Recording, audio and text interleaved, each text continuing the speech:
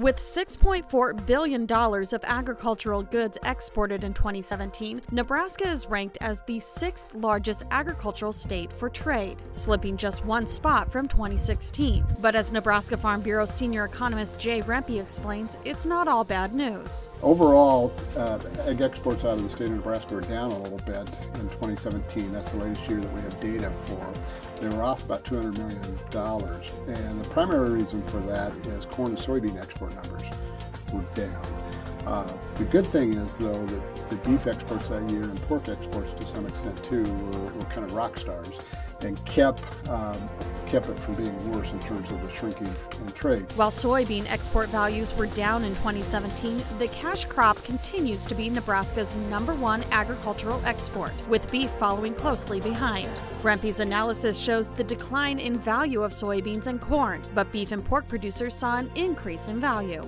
It shows how things can change and how dynamic things are in terms of the price received back by, or the value of that commodity from an export standpoint back to the producer can change dramatically from year to year. There are still 42 counties in the state of Nebraska that soybeans were their top export commodity. And we saw a lot more counties show beef as their top export commodity, and the number of counties that showed corn as their top export commodity shrank. The report shows counties that produce mostly corn and soybeans, like Platte, Gage, and Lancaster, losing dollars in 2017. But the counties that rely on livestock, like Cherry, Dawson, and Morrill, they saw increases. It's good news for Morrill County Farm Bureau member David Schuler. I think the next step is trying to expand to international waters for trade for beef consumption. I mean, Japan and China and Brazil and these outer markets who are growing countries, they want to eat this protein source that we believe is super great.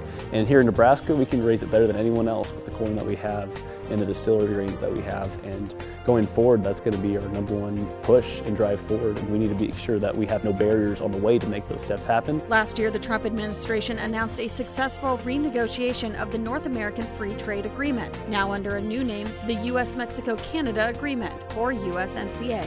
There's been an awful lot of uncertainty over the past several years as it relates to trade, just changes the Trump administration has made. And so looking at this report, you're going to see some of that reflected. USMCA being renegotiated but still not finalized, passed by Congress. The 232 steel and aluminum tariffs that still exist that have weighed down, and the retaliatory tariffs that have been put in place by Mexico and Canada all play a role in this. You're also going to see the retaliatory tariffs from other countries, mainly China. Negotiations are still continuing there. Without a finalized deal with Japan either, all of these uncertainty pieces play into what you're seeing with the numbers. To see the full trade report, visit nefb.org.